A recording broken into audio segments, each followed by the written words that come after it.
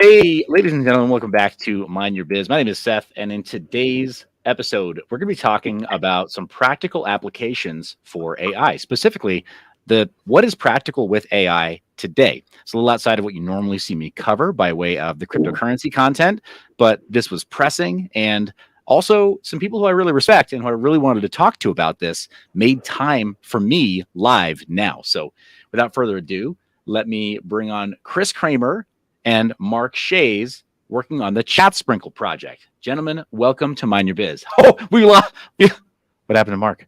Cheese for days is gone. Yeah, right. Gone in a haze. Man down. All right. Oh, yeah, his kids' headphones. All right, he's ready. Well, Chris and Mark, if you would do me a solid, and for the Mind Your Biz audience that doesn't know you, and I see another associate in the green room right now. We're going to bring him up on stage. No more mystery. Also, Curtis Allison. Curtis Allison in the house. What's going on, guys? How y'all doing? Great, man. Awesome. Gentlemen, what I'm going to ask you to do is just one by one, we're going to go through the group, and I'll kind of put you in the hot seat like this. We'll start from the very top right here from my view. Chris, do me a solid and give the audience an introduction to yourself, sort of a me in 30-second statement. Why am I talking to you about AI today? Well, no, man. I mean, not only are you an advisor for us at SoMe and now SoMe AI, but we've been connected for some time on the SoMe project, and then we ended up building into AI. And so we have this innovative SoMe AI thing that we're talking about today.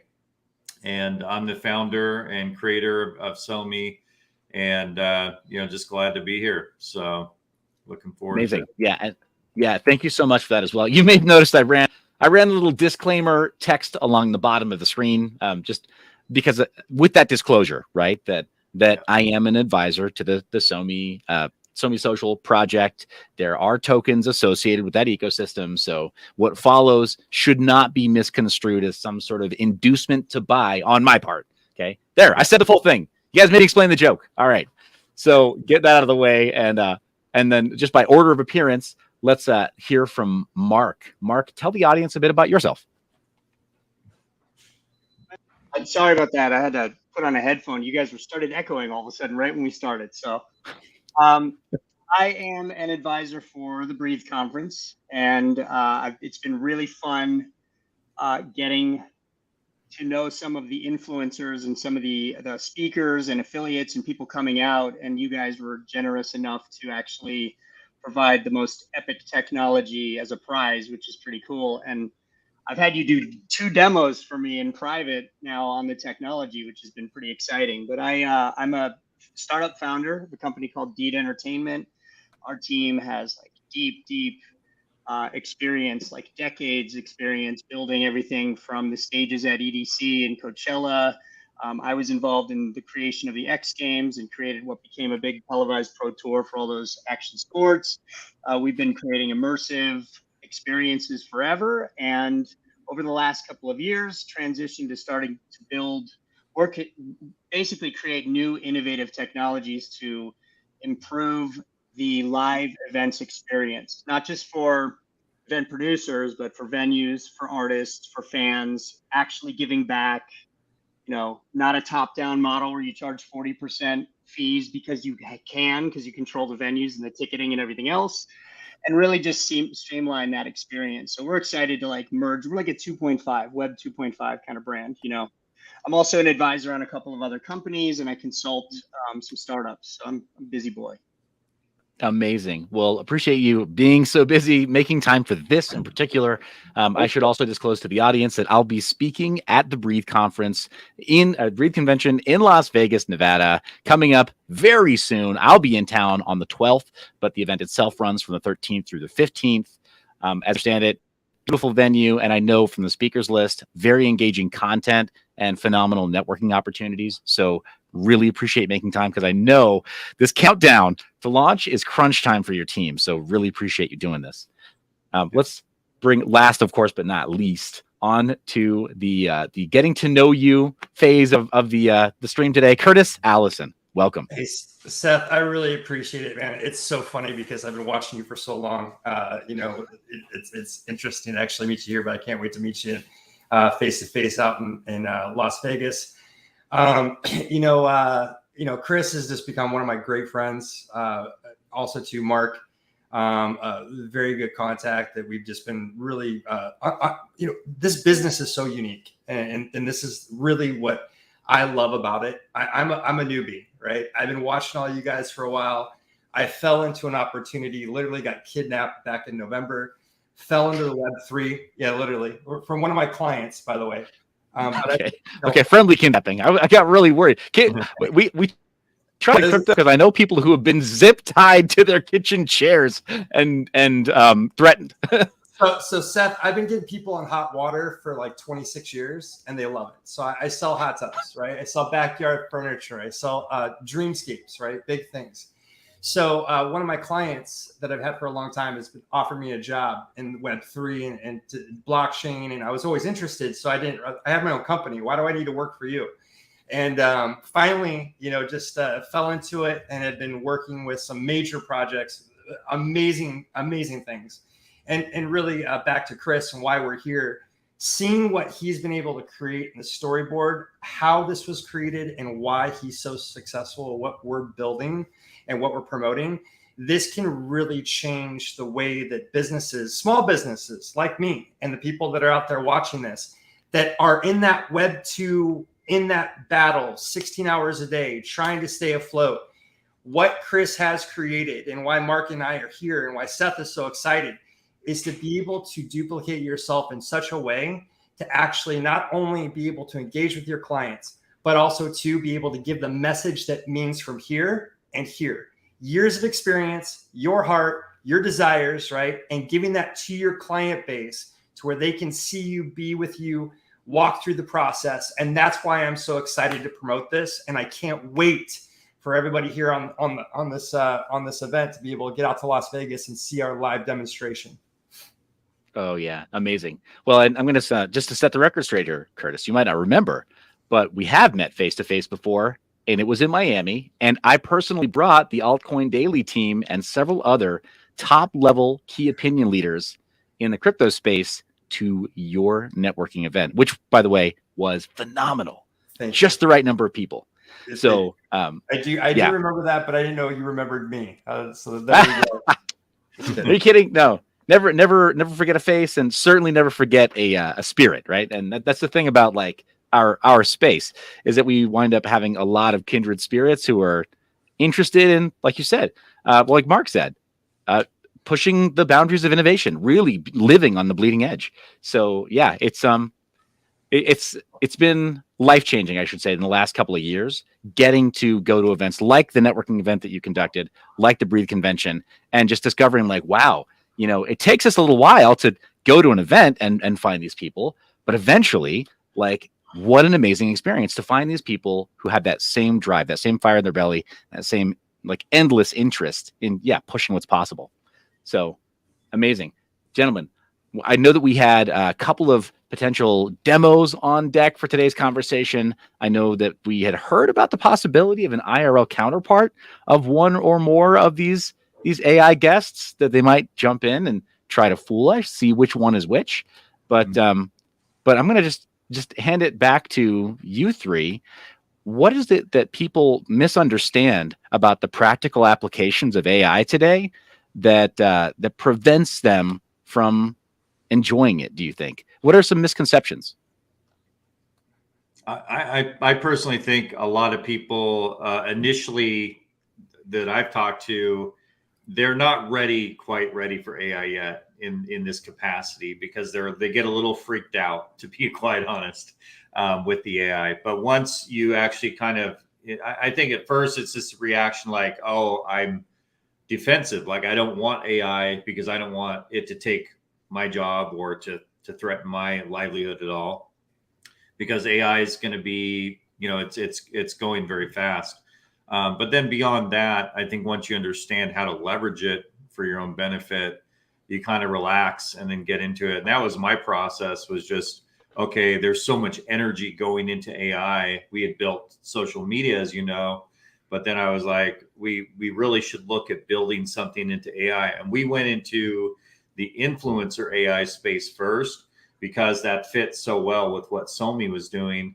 But then Curtis came along as one of our technology partners and saw it and said, can I introduce you to this person who is in healthcare and this person who's in real estate? And all of a sudden we were like talking to a healthcare use case, 25 locations, and there's an application that's HIPAA compliant. So it's very sensitive for the data integrity and things like that.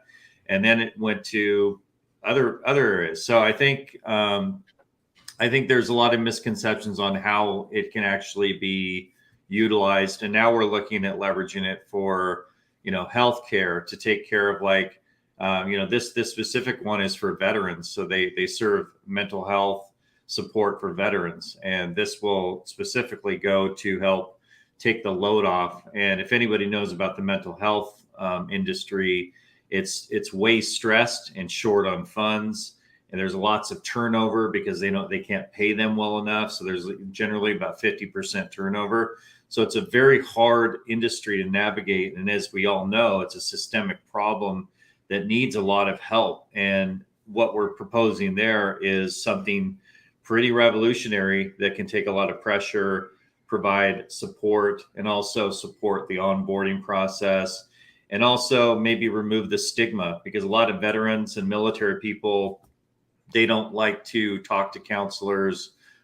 There's a stigma behind it because it makes them look weak. And so, or at least that's what they think, but that's just the stigma behind it. So it's not necessarily true, but that's just what they say. So I think there's a lot of areas where a use case can develop that can really be beneficial for that industry.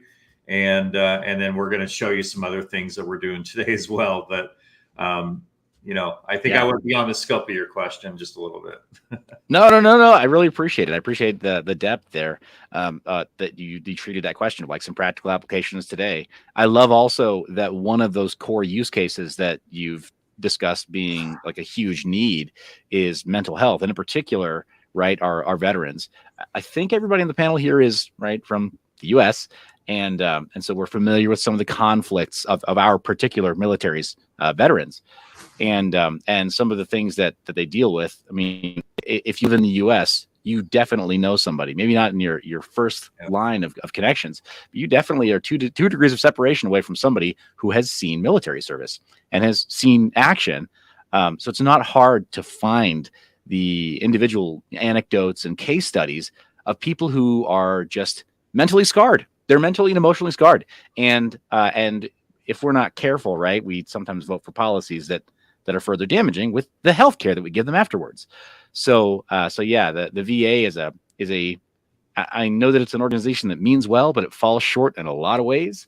And if you know veterans, then you probably know somebody who has had further complications to their conditions, PTSD, massive, anxiety, and other problems. Sometimes they get further complications because of how underfunded and imperfect the VA is, right, as a solution to some of their problems. So, like you're saying, finding solutions that scale and that can make sense. The licensing, right? It can make dollars and cents, right? 360 degrees. It's a great solution for them and for the publishers. Potentially find a monetization strategy or licensing strategy that fills their needs as well. Like, man, you're speaking to my heart there, really. Yeah. Speaking to my heart. Not too many people who've just been, really damaged by their military service. And, that would be great if that's one of those use cases that materializes sooner than later. We'll see. But Mark, Curtis, let's go popcorn style here. Let's engage in this a little bit. Sure. Yeah. So I would first I'd say, I love the analogy that Peter Diamandis uses when he talks about the idea that AI is akin to the comet that hit the Earth 65 million years ago, right? That only the most nimble, warm-blooded mammals survived and everybody else died, right? This comet's already hit. That's what he's, explained. Last year, the comet hit, right? So now what do? Do we sit around and look around in shock? Or do we say, okay, it's here. Do we want to waste our time? Not that it's a waste for those in the position of expertise who are pontificating and like analyzing and figuring out where AI could go and is it the end of civilization and how do we protect.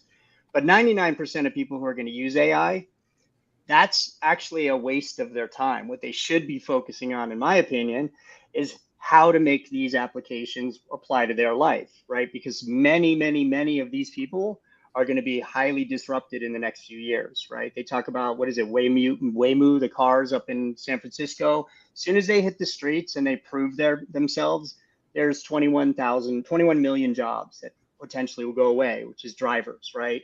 And then once you prove it, you know, that you don't want to be putting soldiers on the ground and instead using robots and all of these things, that's another, 27 million, soldiers that might end up getting deployed maybe to work along the borders of the US, whatever, but they may also lose their jobs, right? So there's going to be a very massive change here.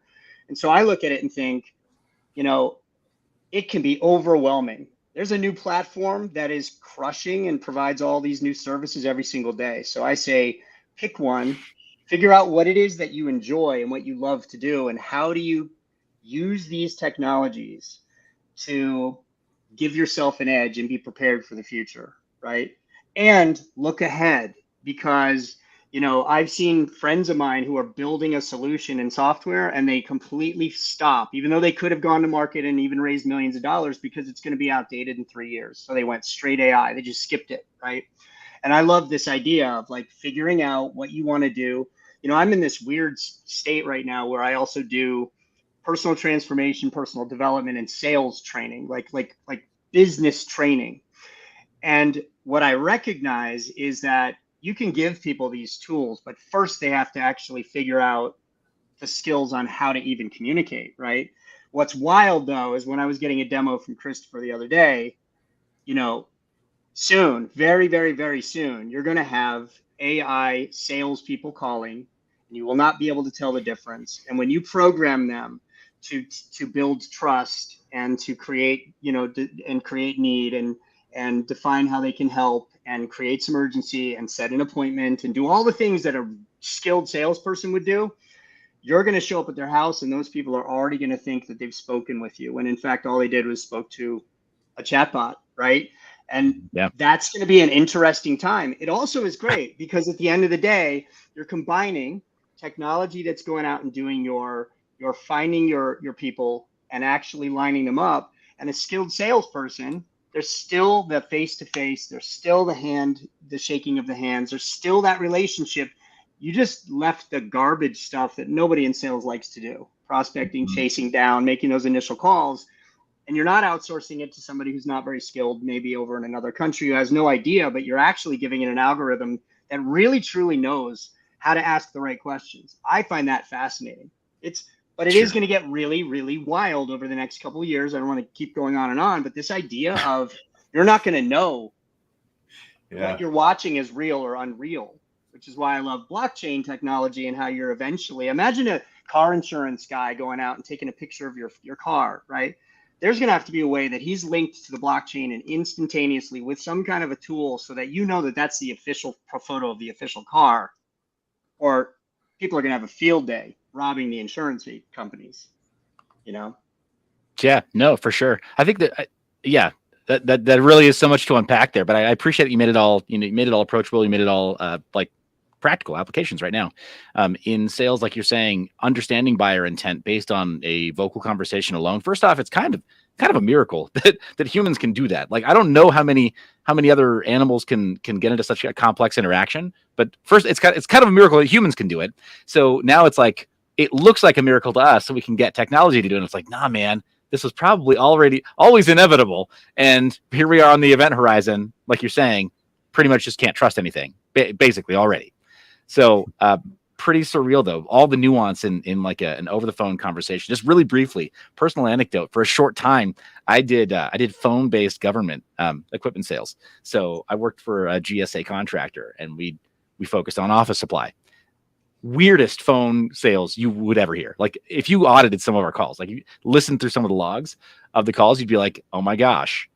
But it is an identifiable skill, like you said, with all those other little phases, right, that the conversation goes through, and rebuttals, and work and building relationship, and again, just mostly reading buyer intent so you can short circuit the conversation and get to a yes if you know it's available earlier, just all that stuff. And AI is just gonna do that way better than any human ever alive. I mean, I'm sorry, Zig, you're gonna roll over in your grave, but an AI is gonna replace Zig Ziglar this year, probably. So anyway, diatribe over. But Curtis, what do you think about practical applications today for AI? And bonus points if you can think of other stuff that hasn't been mentioned. You know what, Seth? You just took me down a rabbit hole. So I was 19 years old and in a network marketing company that I was doing well in at a very young age. Still in high school, by the way, at 19. We won't talk about that. And I was invited to a dinner and sat to the left of Zig Ziglar himself in Sacramento, California, and had the opportunity to sit with him for an hour and a half. It was a whole bunch of the network marketers, and he just really took a liking to me. And but the part of the story I'm going to bring up, because you brought up his name, was very interesting. He told me a story about a gentleman that lived in town, and he stopped on the porch one day to talk to this gentleman. And he says, why is it that everybody always waves? Everybody shakes your hands. Everybody gives you a hug.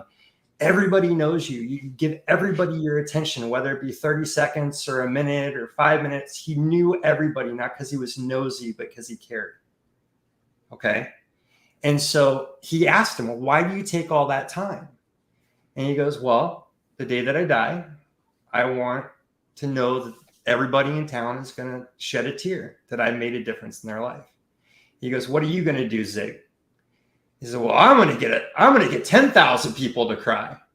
Now, we know Zig Ziglar, right? I mean, how many people has he trained or did train? God bless his soul. Yeah. But, he looked at me and he goes, well, Curtis, what are you going to do? And I'm like, oh, Zig, it's going to be over 1 million. Now, granted, that was the 19-year-old version of me at 48. Oh, yeah. Yeah. No, you're full of piss and vinegar, right? I'm sure that was an amazing phase of your life. And that experience, geez. It is. So back to AI. What we have to realize is that if we're going to duplicate ourselves, let's make sure to duplicate ourselves. Make sure that we find companies that care more about the people than the profit. Put the care into it to that way the human, right, at that time, and this is a very weird concept to have, but while we're here, be able to spread that story, to find out the wants, the needs, the desires of other individuals, to give to them to get back, right? And by going through that journey and making a digital twin, hint, hint, of yourself, right, and your message, and your actual stamp. And we are literally talking about the caves that are 50,000-year-old cartoon characters, written on the rocks, that my great grandchildren will be able to go back on your channel now, YouTube, back in the archives, and watch me speak all those years prior. How amazing will it be when they're able to have a conversation with their great grandfather? And it actually has my stamp, me, my person, what I said, what I felt. I think that's pretty amazing. That's the good part of AI. And I think that's what the people here on this call really want. Now, there can be bad things. There's a lot of things that can happen, just like any human can make a bad decision or a horrible decision. That's good and evil, right? So that's why we're here, to find the good and to exploit that, not exploit it for the good reason, right? To push that out there and let people engage this, because it's coming whether we like it or not. Oh yeah. If we're not here to make it our own and to do the right thing with it, then we're letting that go in someone else's hands. And I'm not going to let that happen, Seth. That's amazing. Definitely appreciate the personal anecdote. I mean, again, oh my gosh, I can't imagine having sitting next to Zig Ziglar and having him pass that question down the line to me, to my face.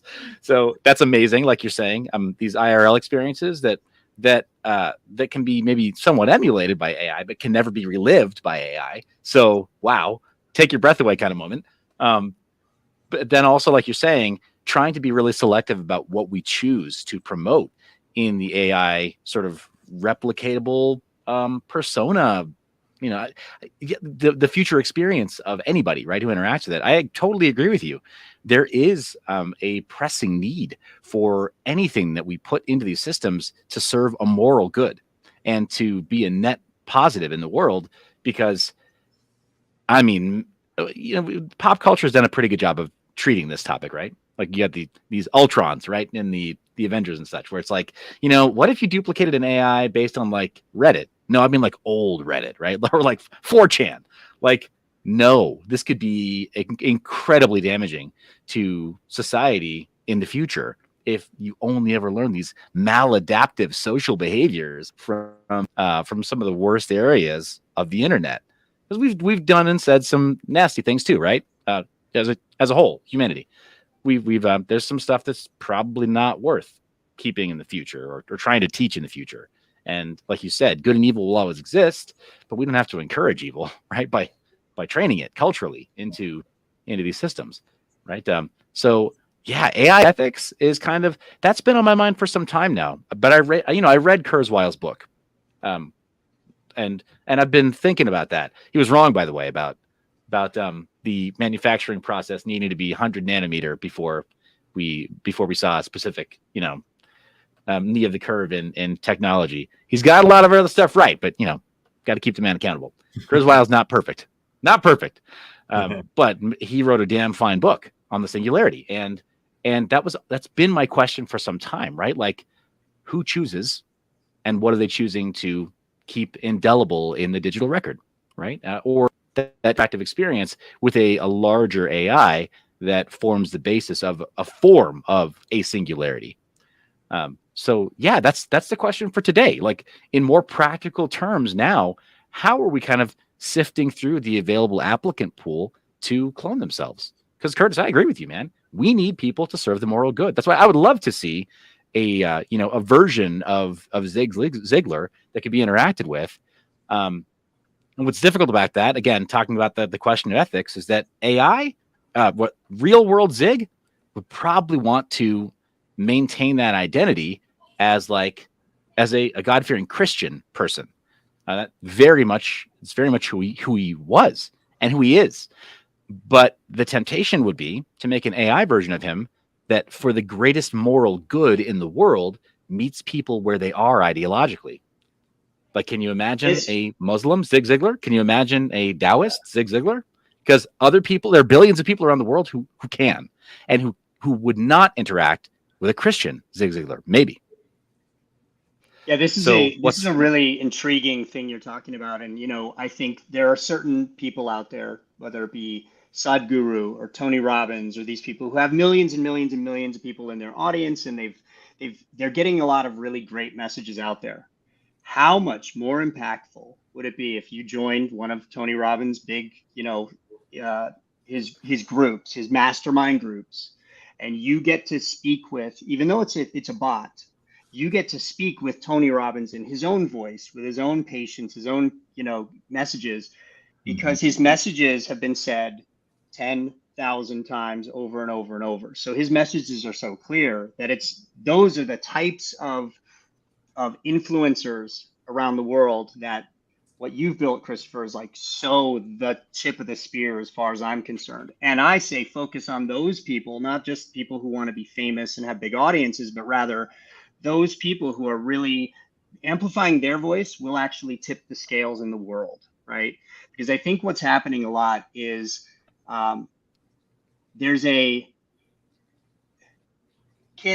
failing our children, right? We're failing this next generation, and it's not intentionally.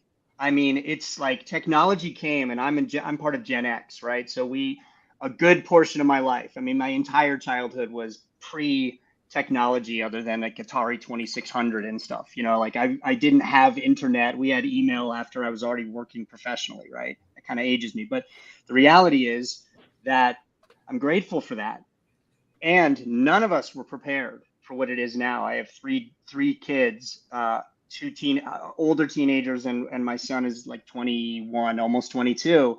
And they grew up with nothing but technology, only all the time, right? So this wave of even the way they consume the world, I was outside playing with 4 or 5 kids. That was it. I was running around the woods. My kids are never outside. You know, I'm trying to get them active and whatever, but they're always plugged into technology, even when we create rules against it, right? Like they're just, it's almost impossible. So the influences that they have are not from, I remember my parents in 7th grade, they were like, your best friend, Matt, you're not hanging out with him anymore. And they forced me to not be around him.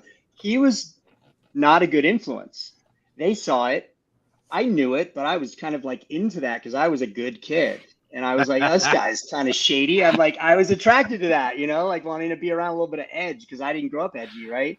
But my parents, that was a world we lived in where your parents could step in and say, sorry, we're going to make it very difficult for you to spend time with this person. You may not agree and you may not understand. How do you compete with like 30 different channels on social media? How do you compete with like strangers influencing your kids all day, every day, right? It's a very different world we live in.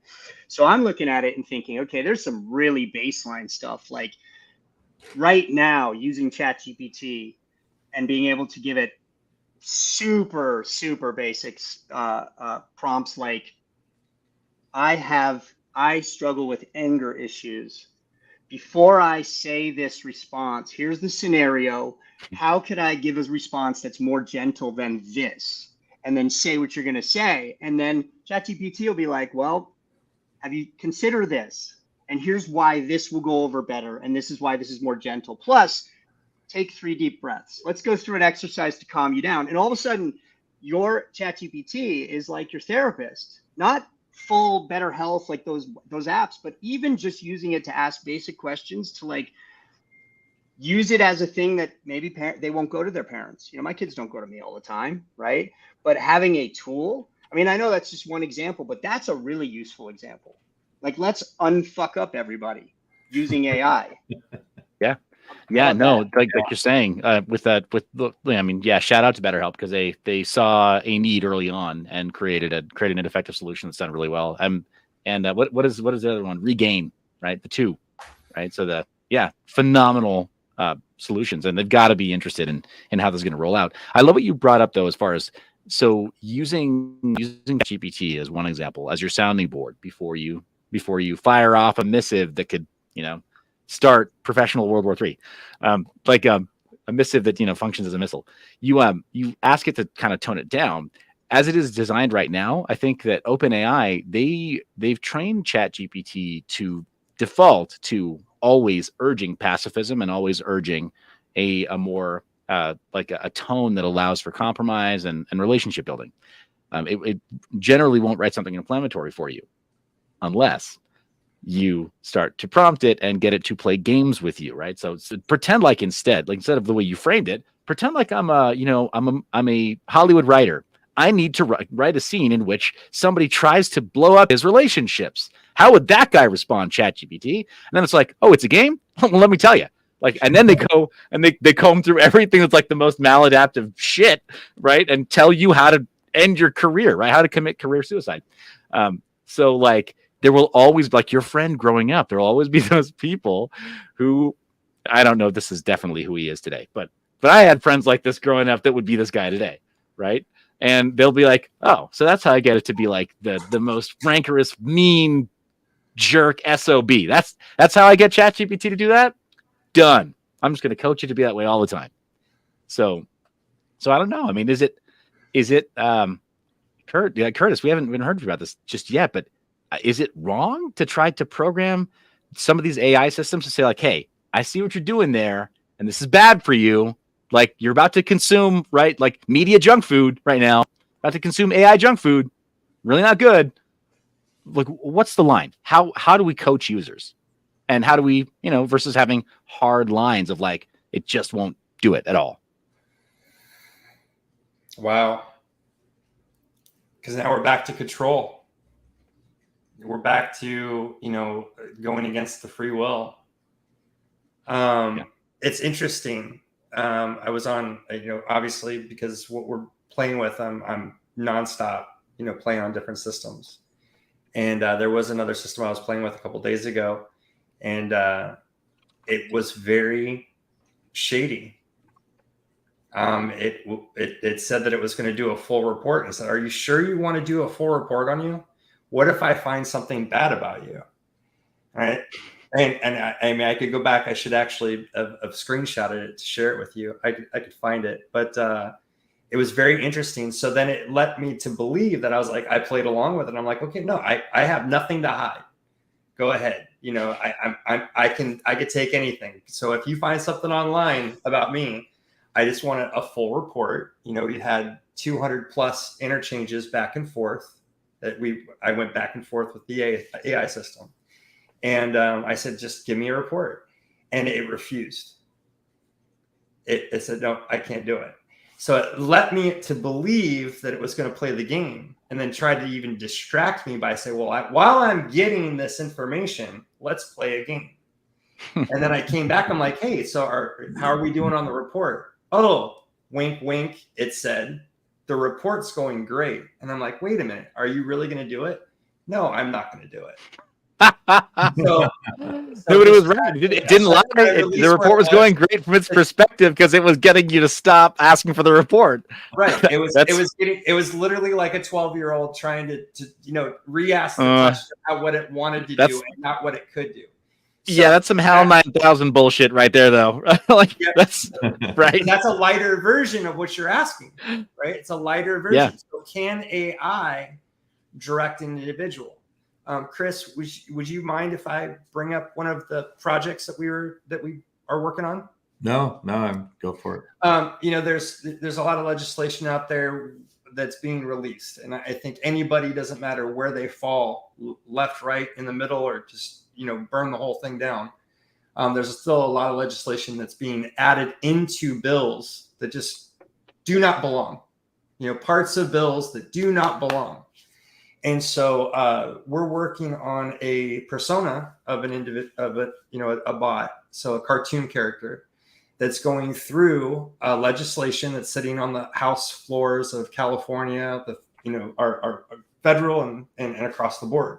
And it's actually scrubbing through the entire documentation and pulling out information on those bills that just don't make sense. And then kind of giving an informative, middle of the line, why is this here? Why is this important in this bill?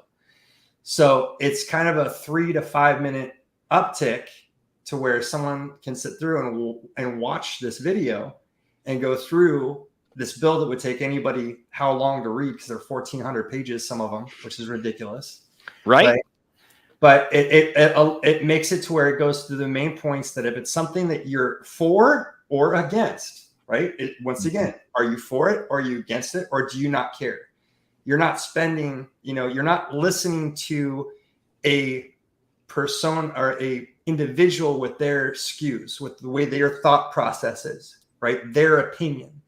We set this up to be very narrow and just the facts, but entertaining, right?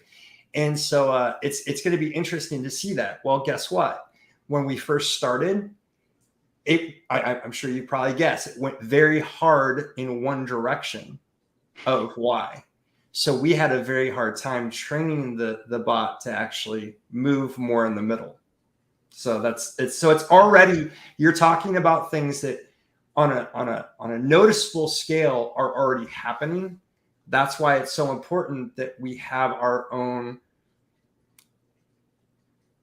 individuality of our own clone, right? I think, and so the input coming in is free, but the input going out is verified. So it's how you take the information in, and what this actually registers to your heart and then goes to your gut. We've had that conversation, Mark, right? Oh yeah. There's a lot of smart people out there, but they don't have a heart, right? So it's the thought process, it's the heart, and then the gut of what's the right thing to go, what's the right direction.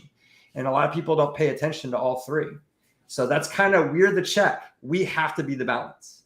So the people that are out there using AI for those exact things that you brought up in the beginning of this part of the conversation is you have to check their balance, maybe, have that reminder, like wink, wink, you really want to do this? And then if it becomes into a harmful where someone's going to get hurt, then maybe there needs to be some type of a check and balance. I hate to say that out loud, but I think it is going to be important.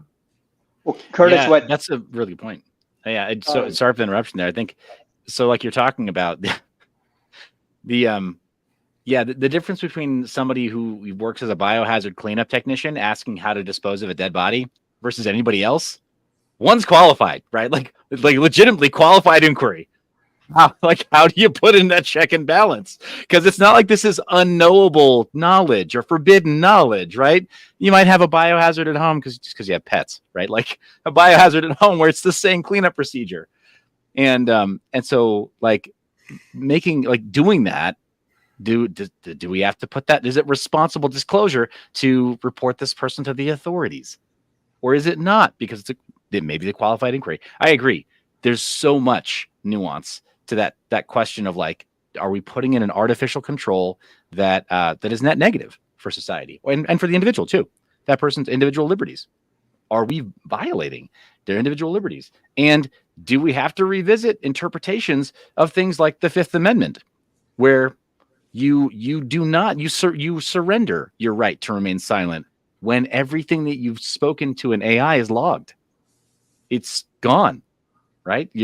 So at what point do they just freely share information with governments and law enforcement agencies, where by virtue of that sharing, it's now extra constitutional law enforcement? Yikes, right? How do we approach this stuff, man? I think I'm doing a really good job getting us into the weeds. Actually, maybe we should pull back in a minute, but go ahead. This is just the balance between transparency and privacy is a tricky one, right? But here's the thing I like. Transparency works both ways. So what you were speaking about, right? Having something that can actually read a bill and potentially identify, let's say, hidden, what they call pork, bullshit that they threw in. We'll pass this bill, but only if you also put in $18 million for these bridges in Tennessee bullshit, right? Like when it has nothing to do with that kind of stuff, or some social thing that they throw into a bill that has nothing to do with it, right? And they use those to say, oh, this guy voted against this bill. Well, they voted against it because it's got garbage hidden in it, right? Not because they didn't believe in the thing. So it's like a tool. But where that's also it works is, number one, as a voter, an educated voter, you go, hey, you have no excuse now not to know what's in the bills. Number two, as soon as it becomes a law, if it does become a law, we all get to read it and we all get to summarize it, and we can do it in one afternoon, and we can tell you exactly what's in it, and we're going to hold you accountable, right? I love that there are now entire businesses, entire platforms out there that are basically, they rank every piece of news that's out there in the world, and they give it a score from 1 to 100. And if it's above a 60, it's pretty much true, right? True, like by the definition of actually what is factual, like not what Republicans or Democrats or these people or those people think is actually fact, but like what is actually true, right? It actually happened, or it does exist, or that is the existing science today, or whatever, right? Not some political shit. And I love that, because now there are a lot of commentators and a lot of influencers and a lot of podcasters who go on air, and they only get their news from these sites because they do not want to misrepresent the truth. And I love that. So there is, AI is already out there, like actually sorting through this shit, you know. And by the way, just my own personal and political opinion, thank God for Elon Musk buying Twitter, because it has become a much more truthful place. And he's been calling them out. And I don't know if you heard about this lawsuit right now that he's done against the Anti-Defamation League, but it's juicy, and it's going to change the way truth comes out. I love it. Yeah. Yeah. No, that's awesome. Speaking of Elon, I just received a $500 super chat from Elon. I'm obligated to play the following clip. So here's a word from our newfound sponsor. It must be your lucky day because I'm introducing brand new innovative technology to the virtual erotica marketplace. It's called ErotaLink, and it connects directly to your brainstem via a comfortable, lightweight headset. Watch me demonstrate the potential of ErotaLink as all of my fantasies spring to life in front of my eyes, completely indistinguishable from reality. Oh my, look at them prancing about. That frisky little brunette is rather naughty, isn't she? I bet she would like Daddy Elon to give her some discipline. Maybe a firm spanking. Oh yes, definitely. That would teach her the meaning of the word respect, I can assure you. So the next time you're feeling that old, familiar itch, you should connect to ErotaLink. Our slogan is, your fantasies may not be real, but that explosion in your mind is, as well as the explosion in your pants. That's real too. Sorry about that, but it's part of the experience. Okay. Yeah. Real time. No, Elon Musk did not make this. No, this is not a real product. Really? But this is Really? no. Seth. I gotta. Wow. Although if he had So- 15 minutes, he would make it. I mean, he makes flamethrowers. He makes whatever he wants, you know. Right. So here's the There we thing. go again. And it's an object lesson in how the AI tools are out there. As you mentioned before, genie's out of the bottle, toothpaste is out of the tube, Pandora's box. You take your pick, right? All of these things apply. This is made by a creator on YouTube. I'll have to link to their stuff soon, but they just make parodies. They just make parodies of products that don't really exist, but that almost fit the profile of what somebody would make.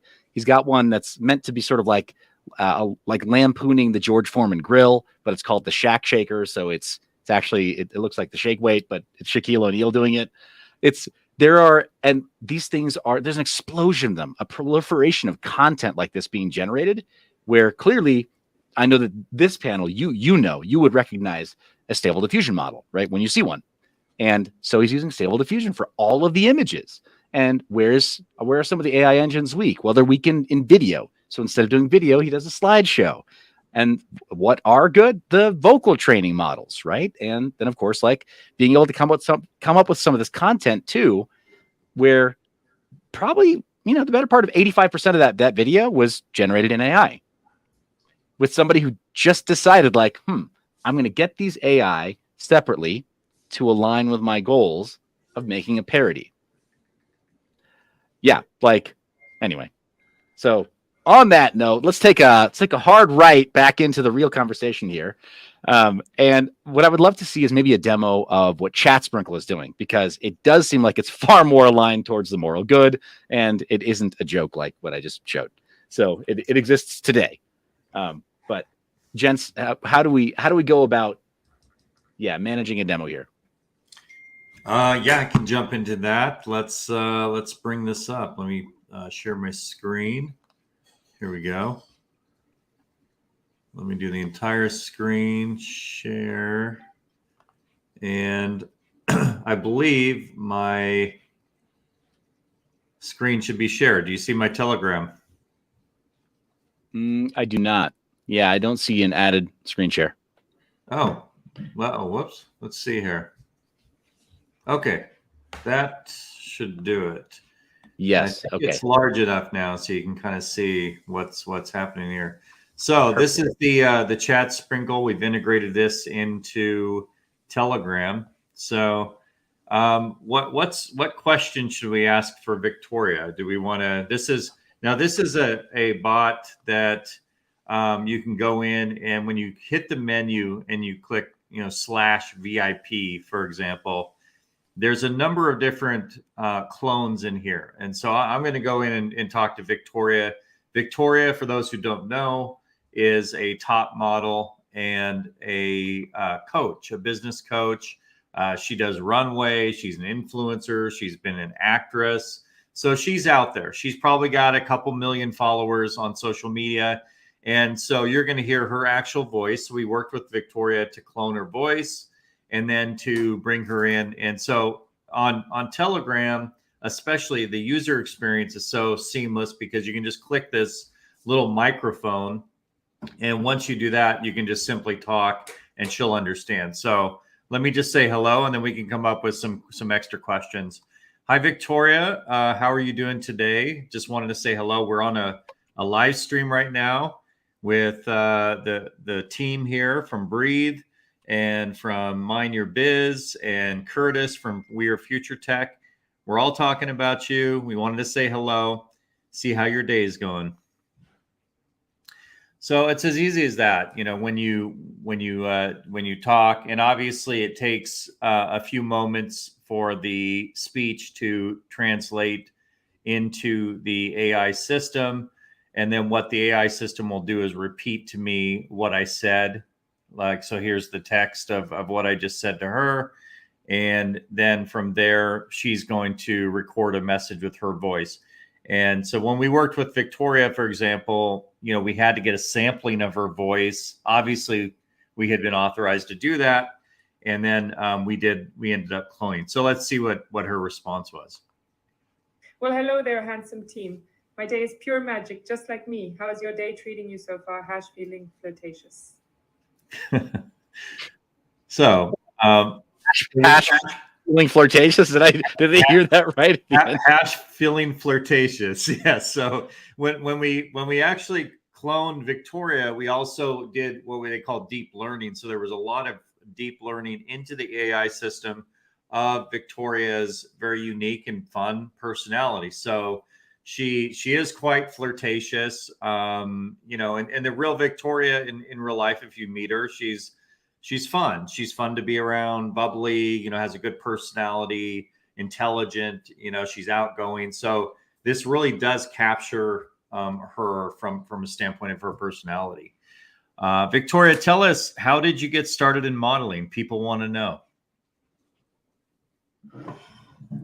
So, you know, this is a standard thing. So we did a lot of her background as well, how she got started in modeling, you know, little things about her life. So I could see this really going in a direction where, you know, as the AI systems are enabled, that you would want them to be like your clone. I could see it eventually becoming very up to date to where you're sharing this data with your clone so that somebody could go talk to, like the example I think Mark's might have said with Tony Robbins, you know, and where if they couldn't access Tony directly, maybe they'll be able to, you know, go talk to his bot to maybe get some critical information or some coaching advice and things that would be quite valuable. Oh, darling, yeah, well, and Chris, quite the story. It all started with a bit of courage, a dash of luck, and a whole lot of strutting my stuff. Hash dream big, right? wow, that intonation towards the end where she kind of, and I mean, we've had like in Twitter Spaces, I've spoken to Victoria, right? I presumed it was her, right, on the other side of the line, and I've spoken to Victoria, and that intonation is so similar to how, and Kate actually speaks when she's putting some animation into her voice, right? And she's a very engaging speaker that way too, in that she does have some variety and intonation, and is a bit more animated, and just engaging. That totally rings true to my experience of Victoria, and what you mentioned earlier about the prospect of having there be sort of coaching services or having there be sort of a clone of some of the feedback or advice that person might give from at least a high level. That was what attracted me to the prospect of joining in and creating a custom avatar, right? AI avatar that matched a little bit of how I might talk and the things that I might say.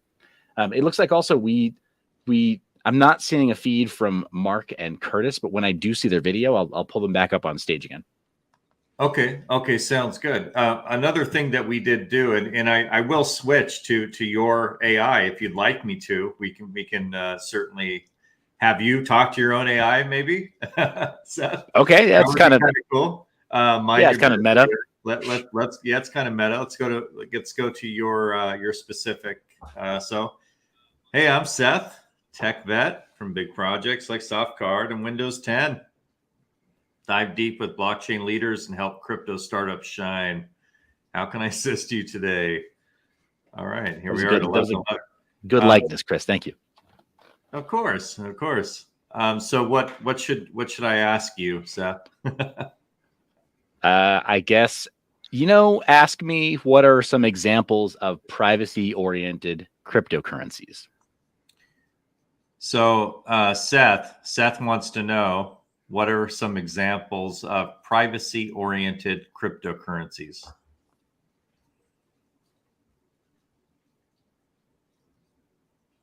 Let's see what the answer that comes back. Okay, so it looks like in steps right now it's transcribing your voice note. Okay, there it is. Yep. So it'll repeat back. If you want to type a message, it will actually respond in text and then also respond with voice. So so you can kind of get both if you want. So here comes the message. It's fairly quick, and here we go.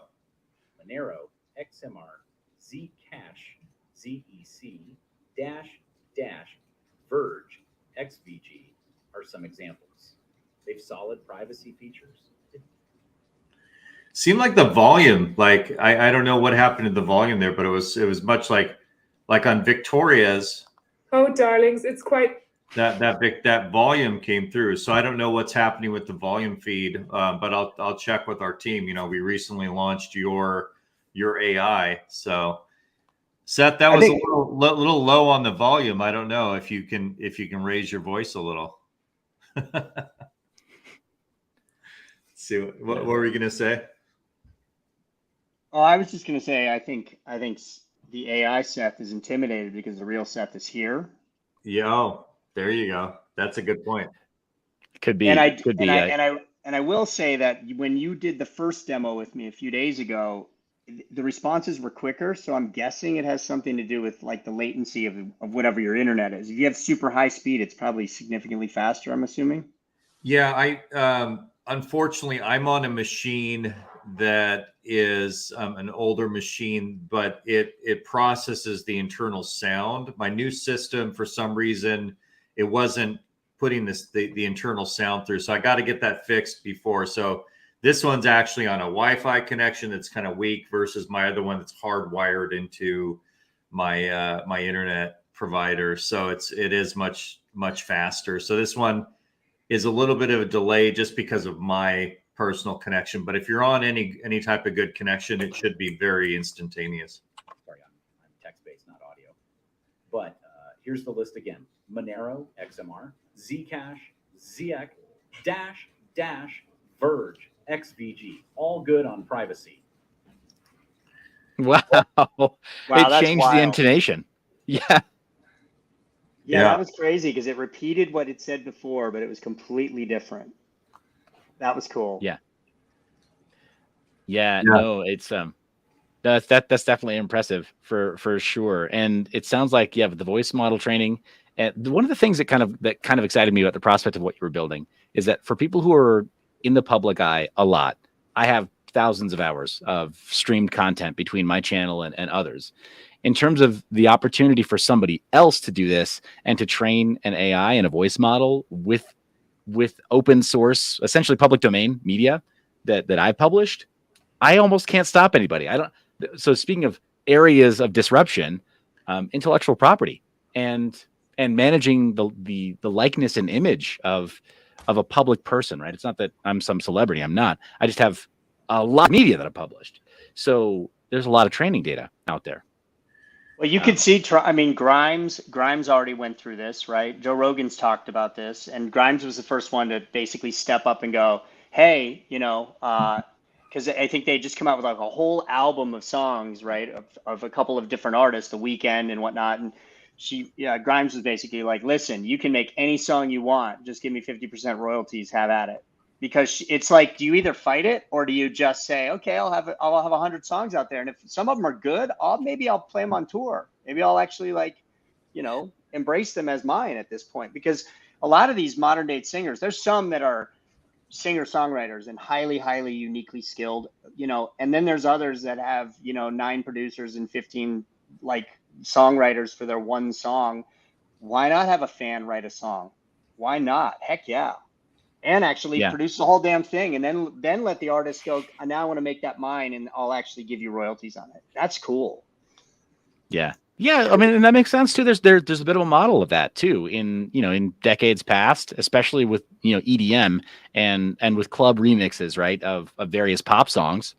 You can always get B-sides, B-side albums where you hear a bunch of other bands cover, right, of a given song, or you hear like an electronic musician's rendition, right, that is meant to be more like the house music style of something that was a pop song.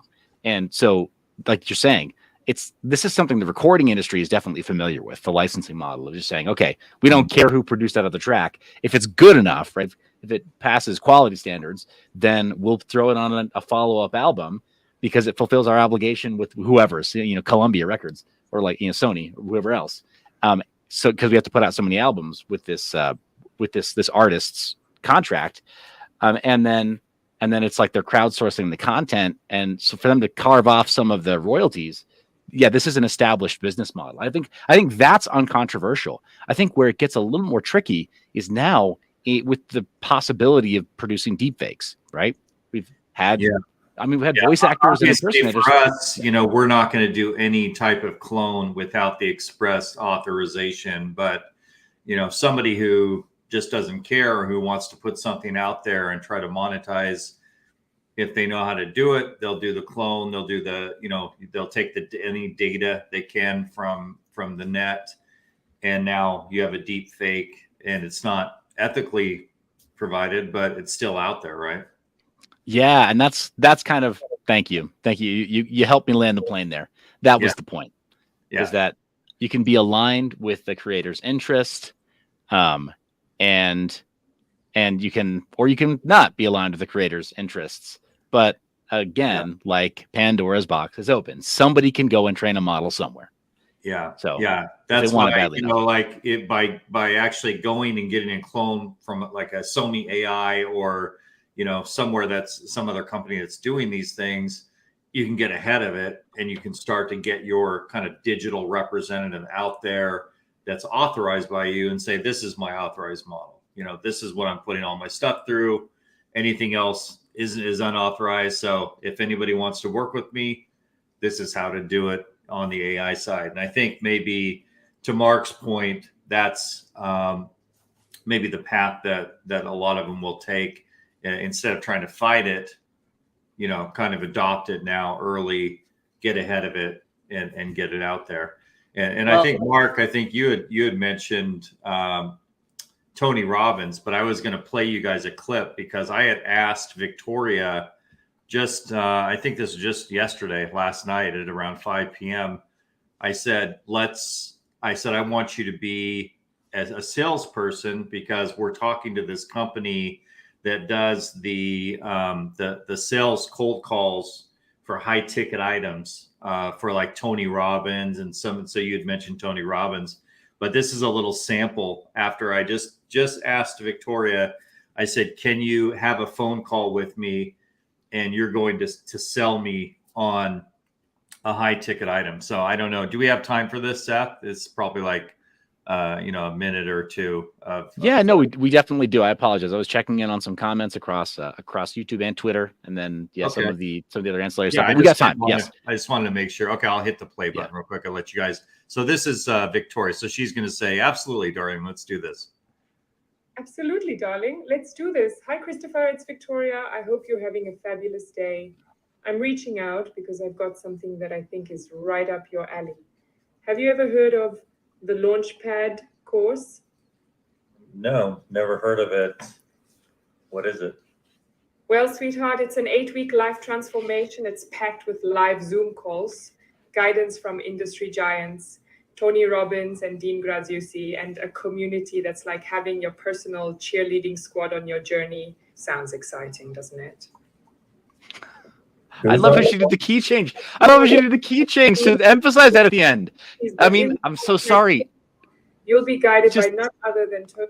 Yeah, that's an incredible key change. I mean, I'll repeat that, but well, sweetheart, it's an 8-week life transformation. It's packed with live Zoom calls, guidance from industry giants, Tony Robbins and Dean Graziosi, and a community that's like having your personal cheerleading squad on your journey. Sounds exciting, doesn't it? Who's on the call? Oh, darling, it's just you, me, and a world of possibilities. But in the Launchpad course, you'll be guided by none other than Tony Robbins and Dean Graziosi. Imagine learning from the best in the business. How does that sound, sweetheart? And I was trying to throw her off because I was trying to say, well, who's on the call? Like, how was she going to answer? Like, oh, this is Victoria, but she didn't skip a beat. She goes, it's She just came back witty, actually. She came back with a witty answer, kind of answered both. She did. She actually did. Yeah, that'd be amazing. There's some big names for sure.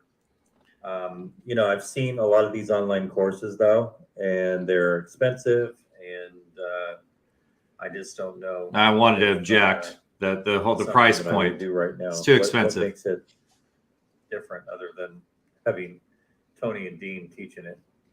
And do I get to interact with them personally? Sweetheart, I totally get it. What makes the Launchpad course unique is not just the big names, but the live role-playing exercises. You get to practice, get feedback, and refine your approach. Plus, the community, your personal cheerleading squad. As for interacting with Tony and Dean, you'll be part of their live Zoom calls and receive their guidance throughout the course. And about the price, I have a sweet little surprise for you. Shut the gate. The dog's going to get out. Sorry about that. Had to keep the dog from getting out the yard. Okay, so where were we? So what I did is I wanted to throw a distraction, like we're on a phone call, right? And things happen. So I'm just like I'm yelling, shut the gate. The dog's going to get out. And then I got back to her to see how she would respond. And this is what she said. No problem, darling. We were just about to talk about the sweet surprise. The Launchpad course is currently at a special discounted cost, only $997 for the entire package, which is valued at over $11,000. Quite a steal, don't you think? But I understand if it still feels like a lot. Can we chat about options? Well, I mean, it's a great deal, but that's a lot of money for me right now. So I just don't think I can afford up to almost $1,000 at the moment. But I appreciate you letting me know, and I appreciate your time. You've been great. Thank you. Darling, I completely understand. Money matters are important, but let's think about it. Can you really put a price on transforming your life? Plus, how about breaking it down into 6 payments?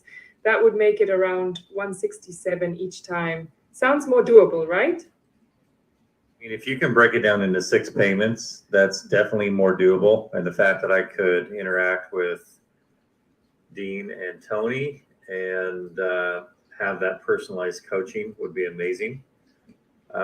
So I think you got me there. Thank you. Let's do it if you can break that down. Sweetheart, you've made my day. I'm thrilled to hear that you're in, and I promise this is going to be an amazing journey for you. Before we proceed, here's a quick recap of what you'll get.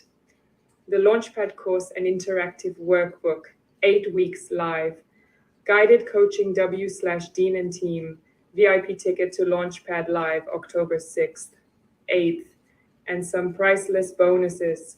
All of this is valued at over $11,000, but today it's only $997. And as promised, I've broken this up into 6 payments to make it more manageable. Ready to start your fabulous journey, darling? Let's do it. Darling, I'm over the moon for you. I just know you're going to do amazing things with the Launchpad course. Let's get that payment sorted, and then the sky is the limit. Amazing. Thank you for all your help through the process. And I'm ready to make the payment. So let's go ahead and proceed. You're welcome, sweetheart. I'm thrilled to see you take this step. I'm going to add our third-party payment processor on the line to complete the payment. But before I do, I just want to say thank you and wish you much success in the Launchpad course. You're going to rock it. Much. I appreciate it. No, darling, I appreciate you. Can't wait to see you soar. Thank you for trusting me on this journey.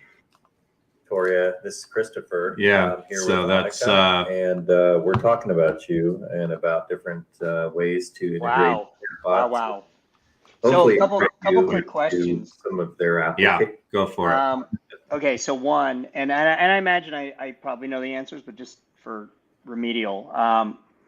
Number one, she loves to say darling. If you had right away or at any point said, hey, please, actually don't call me darling, just call me by my name, or, I don't like it, I get triggered by that, she would immediately not go back to that rote name calling, right? Type of thing. Exactly. So, we obviously, I just did this off the cuff with her personality. So there was literally no seriously training for the sales. She's just great at sales. But the darling, the honey, I think there's another one that I did where I said, my wife is kind of looking at me funny, like, who's this girl calling me sweetheart? And I don't know if you should say that again. And she immediately took the cue.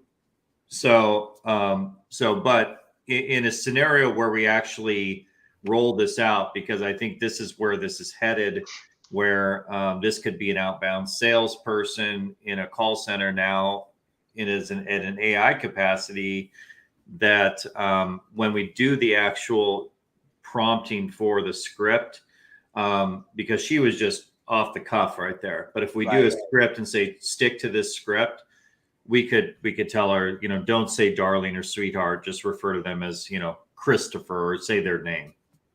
The second question is for those buyers who might be analyzers, right? They need data. And if they said, this looks interesting, but can you send me a link real quick? Does it have the ability to actually right then and there say, well, are you at a computer? Boom, and send a link, or say, go to the following, are you at your computer? Go to the following link and I can walk you through it, or whatever else. Does it have the ability to do that? Exactly. Yeah. This is the system that we're actually building now for the retail side, so that you can actually take this bot and put it on your website, and then it will know all the products and services on your website and be able to post a link, give you instructions, tell you, give you support throughout the process. High touch. Yeah, that's amazing. That's amazing. The way it was able to pivot so well, right, on the new inputs, like you said, changing the tone, being respectful of that. It's funny. I was on a Twitter space the other day, and somebody made some silly joke, right, while my wife was walking by, right, but it was at my expense. Normally, I'd take it in stride. I think it said something along the lines of yeah, Seth, the reason that you decided to go to this Breathe convention, is because Las Vegas is it's not your playground. That's where you go to work. You're whatever. Mind your business is actually a gigolo. It's okay. My wife just walked right by. Really? This isn't good timing. She laughed this time, but but in the wrong context, right? Right. But so being able to just tell that, and this is on a a Twitter space, so it's a friend of mine. He says, "Oh, got it. I was being silly." And this person knows my wife, so it made it a lot easier. But like you're saying, in these interactions, how quickly can any of these AI pivot? Can we do a little? You stopped the screen share. I was going to ask if we could stress test one of the AIs, maybe not Victoria or me, maybe one of the other pro models. Sure. Let me share again. Let's go full screen, entire screen. Let me go back to share. Giving you the play-by-play here. Okay. Let me know if you can see it again. I can see it. I noticed a note here. It says, thanks a lot. You're taking all our sales jobs. But I genuinely believe that AI, at least for the short term, is going to is really going to be more of a tool. And and by the way, if you're in sales, use an AI as part of your sales team, then great. You'll get credited with the sale. And as long as you do that, you're going to keep rocking and rolling, right? So just up your productivity, but you'll also potentially, I say it, what it does is it forces you to become an incredible salesperson, take lots of sales courses, understand how human psychology works, because I think, that approach, that calling approach was really cool. It also doesn't work with everybody. There's the other kind where you lead with a lot more questions and you really get it more into a conversation before you even get into the pitching. Have you heard about this? Because when I get have you heard about this in the first minute, I'm genuinely usually thinking, I don't want to be sold to right now, even if they're a master salesperson. I'm not in the mood to be sold. I'm just going to say thanks, man. I really appreciate it. You know, it sounds great. Like, send me some info. You know what I mean? Right. Kiss of death, yeah. Kiss of death in the sales conversation. Oh, some info. Oh my gosh. Great. A tire kicker. Well, let's see what Victoria would say if you told her that. So let's first tell her the ground rules. Hey, Victoria, we're going to go ahead and do another role play. We're going to have a phone call, and you're going to be a salesperson in a call center that is trying to, sell Mark a product or a service. Mark, what product or service will Victoria be selling today? I think it's an ultimate comfort swing from ultimatecomfortswings.com. The ultimate comfort swing from but who can resist those? I mean, I'm already Okay. I wonder who that guy that owns that company is. Stop coaching Victoria. Mark, you're just gonna be like, no, I don't want to buy right now, but it sounds cool. But can you call me back and let's see. Let's stress test her a little bit. Let's see how she reacts. If she's respectful or how does she gonna approach this? I love this. This is fascinating. Okay, so let's see what she says. She's gonna probably say, "Yes, sweetheart. Let's go. Let's do this." I love her sweethearts, by the way. Hello, Mark. Fancy a swing that's as snug as a bug in a rug? I've got just the thing. # ultimate comfort swing. So she just started with the sales. She's like, okay, right into character. Oh my gosh. You know what's crazy though? Also, I mean, and here's where we can get a little subversive, right? I'm willing to bet that right now you could tell Victoria AI to do the rest of her pitch in slam poetry style, like Beastie Boys. Yeah. Like, tell her. Yeah, go ahead, Seth. That's amazing. Victoria, do me a favor and let's conduct the rest of your sales pitch after the style of the Beastie Boys or slam poetry.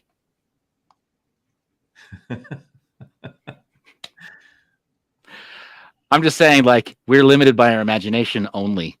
Amazing. Right. Yeah. In this context where she's just taking instructions, if we were like to tell her, you're going to stick by this script and no matter what, don't break character, then obviously as they're on the calls, they're not going to do it. But for this context, yeah, you can have a lot of fun and let's see what she does here. She might tell you, "Oh, darling, I'm just a runway model." Okay, but if it's doing any calls to OpenAI, I think it's going to go my way. Listen up tight. Got a swing to steal your night. Ultimate comfort's the name. In relaxation game, we ain't tame. Imagine this under a starry dome. Your own cozy swinging home, feeling like a king in our ultimate comfort swing. Victoria, you're hired. You're hired. Yeah, Mark sold. Wow. Mark didn't even get a chance to put up a fight, man. He just... I mean, next level. I love it. Yeah. Yeah. I mean, I don't see that being a particularly useful real world selling skill. No, but it was fun. But she did it, I mean, Curtis is now like, oh, I got some ideas. Curtis, this is a soundbite for you. Here, one more time. Mark, listen up tight. Got a swing to steal your night. Ultimate comfort's the name. In relaxation game, we ain't tame.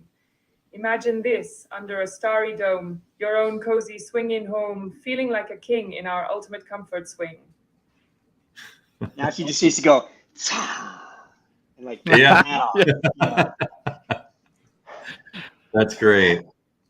I think we want to buy now. You did a great job, Victoria. Thank you for that.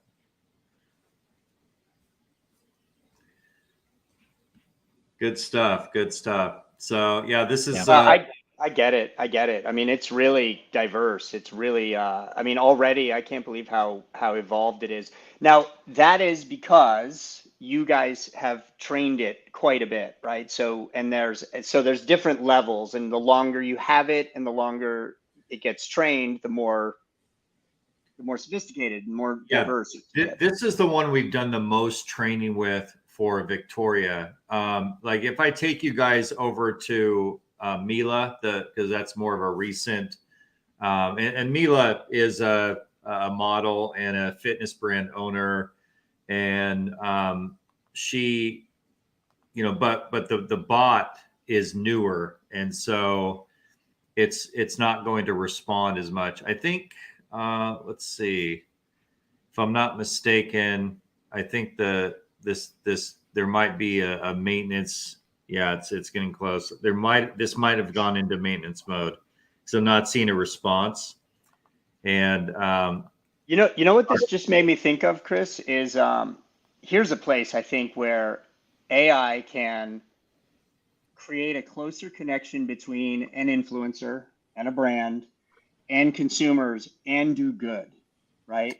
yeah, Imagine I don't know if it's Kendall Jenner, but like, imagine one of these people who has their own makeup company, but not only are they doing makeup tips, like one-on-one with people, right? But they're also talking to them about what real beauty is, right? That beauty comes from like your belief systems and all this stuff. So while they're giving tips, they're actually teaching young girls and boys and they, them, everybody, right? That they're beautiful, what self-esteem looks like, about bullying, like all these types of things, and you pepper it throughout, and you become this super positive role model, and you're giving them beauty tips. And of course, they're going to buy your brand. I think that's amazing. And I think in many ways, like it'll actually make certain celebrities and influencers actually look better than they really genuinely are, because no, I'm serious though, because it has the No, I think you're right. Wisdom. It has some wisdom that maybe they don't have, to be honest. You know, Yeah. like yeah. they're- Now I take. Here's the thing that now I take offense at it, because we talked about. I mean, I was joking before about cloning Zig Ziglar, right? Because it'll to somewhere like somebody's gonna be like, he failed though, because the real Zig would have like, just being the devout Christian that he would have like, borne witness of Christ, or he would have for the people who were looking for that. He would have done something to share his ideological values there. And then now you're talking about like turning anybody from the Kardashians, putting them on equal footing to say like Dwayne Johnson or Oprah. I just like, well, I feel like I'm dying a little bit inside hearing that. Well, maybe, but I mean, think about it. Think about somebody like, and it might terrify people if they don't understand their messages, right? But imagine young boys, young men wanting to speak to Andrew Tate, right? And I know he's shifted a lot. I don't know if you paid attention to him. I didn't like him at first. I didn't really look at him either. I didn't listen to him. But as I've listened to him more, I'm like, he actually is saying a lot of things that are like just about how to pick yourself up and how to work hard and have work ethic and how to do these things. And sure, there's some messaging people don't like, but imagine if young boys and young men could speak to these types of role models they consider role models, right? And what if they didn't use these bots to enrich themselves via $1 a minute to chat with them or any of that, which is like the lowest hanging fruit, but rather like it's a free service. So you can talk to 1 million fans, 1 million people at the same time, which is incredible. And yet it costs them some money for bandwidth or whatever else. But now they're just putting people into their courses. They're buying their stuff. They're doing their thing, and they're deepening their connection with them on such a meaningful way. And I know I'm probably triggering some people who don't like that name, or maybe Kardashian or this and that. But I'm saying it more from the perspective of think at how big these people are and how much influence they could have. Positive or negative in your opinion, but like, what if we focused on making it positive, right? That would be amazing. Like, it would truly be transformative, right? Yeah. Totally. Yeah. And I apologize. I was making a joke there. I don't have anything personal against the Kardashians. And I think anybody can become can find motivation to be more positive, like you're saying. And I don't watch the Kardashians, but I get it. I love that idea though, Mark, what you said about just opening it up and allowing it to, and I think that's where another part of this is headed, where it's not like the low hanging fruit, paywall gate, but something where the people can just go interact, and it's going to be a really more of an enriching experience for the fans and for the people who want to interact. So I think there's a lot we can do with it. For anybody who wants, their own clone, we do have like a little link up that I posted for you, Seth. It's on the actual Chat Sprinkle site, so it's not on the Telegram, but it's on there's a little landing page. It says "Become AI" at chatsprinkle.com. So if anybody does want to get into the flow, we have a line of people and things that we're doing right now, but for those who are interested, or coaches, or any types of things. We're looking for interesting use cases. So I'll give you a couple more. I don't want to take over here, but I just want to bring over a couple things that I just noticed a lot of, because I listen to a lot of podcasts and I really try to tune in.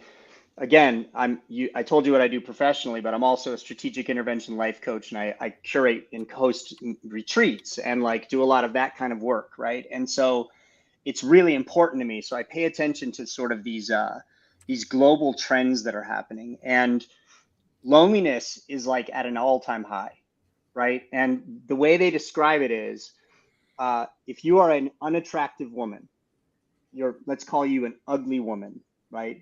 You weren't blessed with what they call classically beauty traits, right? You are still echelons above a short, unattractive man. They're not unattractive. They're invisible.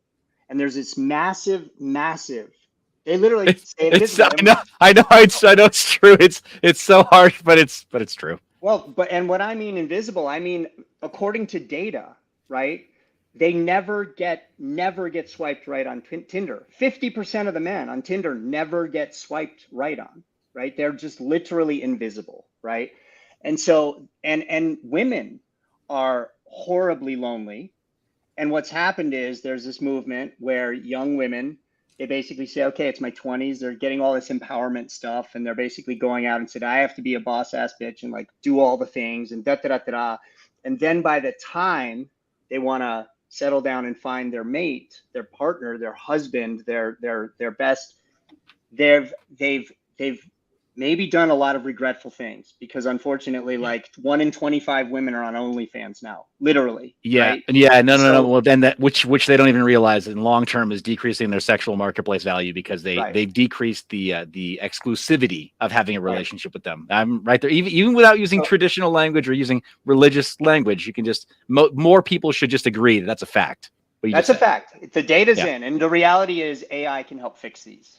And that's why I'm bringing it up, because I feel like what you're creating is one of the solutions, right? Where people need a friend.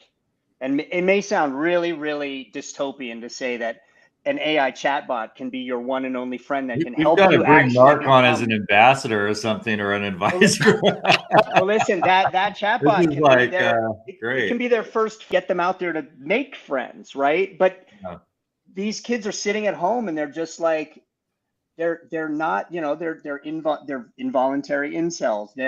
There's this whole movement of men who have decided, what do they call MGTOW, men going their own way. Yeah.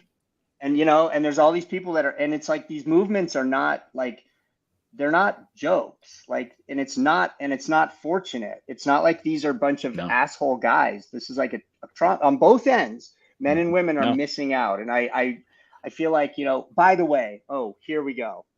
If you don't know who David Data is, DEIDA, he needs one of these clone bots.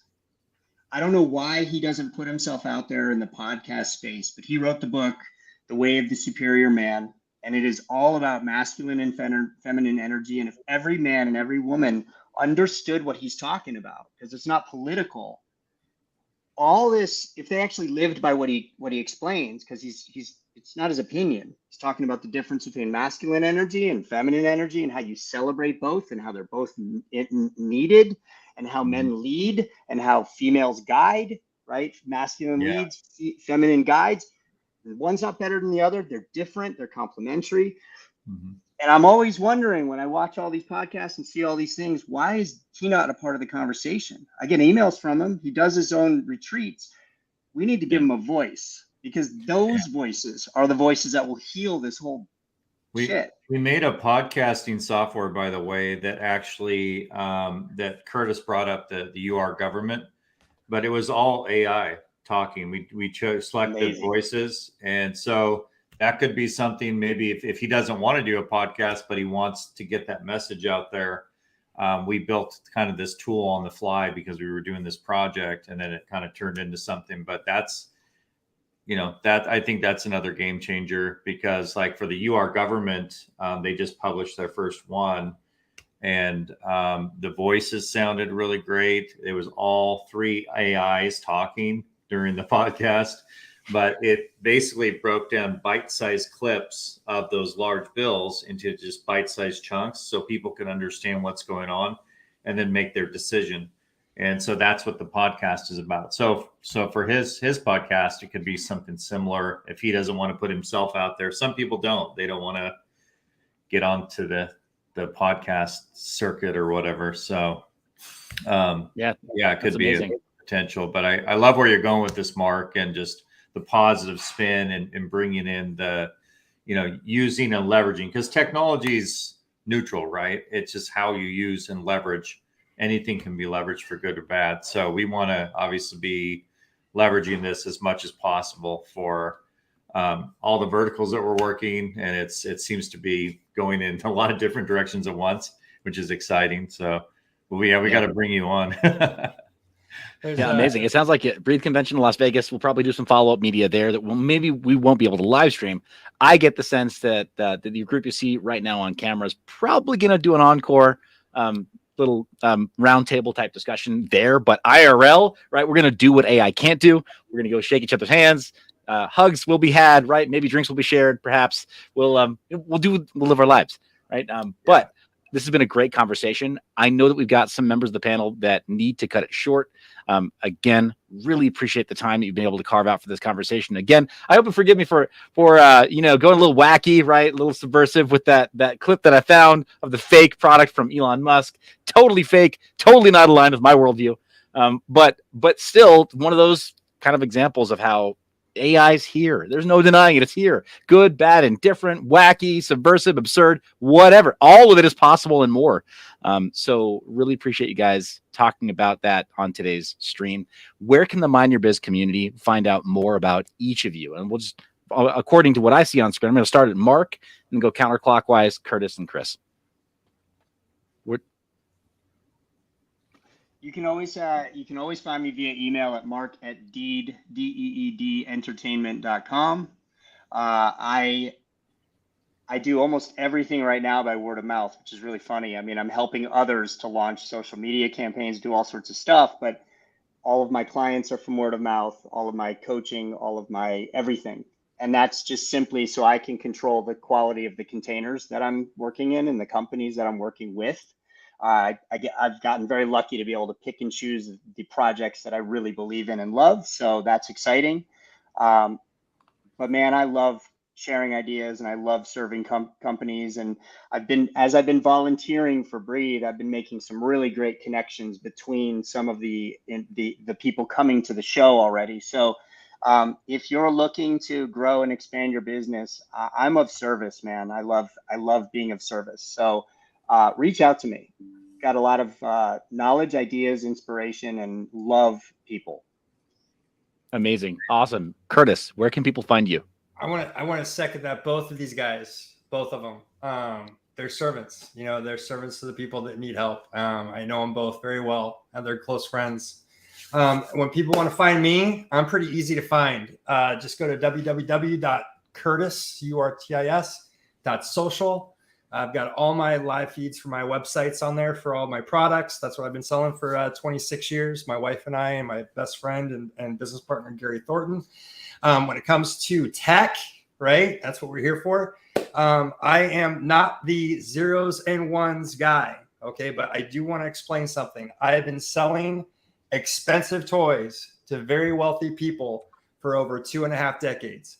I know people. I have their names. I've been in their backyards. I've sat on their couches. They've spent tens, if not hundreds of thousands of dollars with me over the last 26 years. I have connections. So if you need something, I'm going to throw this out there. There's not a lot of people on here. So just, hey, reach out, send me a message, go to my LinkedIn. If there's something that you need, I probably have a 1 away or 2 away from that tech. Chris, would you back me on that? 100%. I mean, Curtis knows better part of most of the world here. so there's a lot of things that I can do for business. That's what my goal here is I'm on the backside. I'm 48. I want to make the next 20, 30 years worth it. I want to make sure that I can help individuals find what they need for the right reasons. So, ask the right questions for the right reason, or the hard questions for the right reason: who, why, what, where, when, and how. Find out enough about the person to know what what their needs, wants, and desires are. Worry about them before you worry about you, right? That's how I act. And so what I found is I get so much more back. So, and as for my company, VP, we are futuretech.com. We are an enterprise architectural firm. So we actually really can build some huge projects for you. Check us out there at wearefuturetech.com. And if you are nothing to do next week, Wednesday, Thursday, Friday, get on a plane, on a train, on a car, come see us at Breathe. Come see us there. We're going to have a lot of fun. And Seth, I just can't say enough. Thank you so much for having me on the show today. It's been great. Yeah, no, a pleasure, of course. And we'll have to do it again, right? Not just in person in Las Vegas. We'll have to do it again. And then Chris, where can people find you? Yeah, so I posted a link in the chat. So if they can, we actually launched on SoMe, our social site. We launched what we call bio links. So everybody can just set that up with one click. They add all of their, so it's kind of like the other ones that you see out there. So that's my bio link from SoMe. Go check it out. It has all my other socials connected, and you can reach out to me there. Amazing. Gentlemen, thank you so much for your time. I'm going to respectfully give you the rest of your hour back. I know everyone's very busy and really appreciate this conversation. And I'm that much more excited about meeting up in Las Vegas. It's going to be great. Thank you so much, Seth. Yeah, no, my pleasure. Amazing. Really appreciate you guys. MineYourBiz community. I'm just going to do my typical log off line. Guys, remember, you're the reason I make this media. Love your face. Remember to stay private and mind your biz. Peace.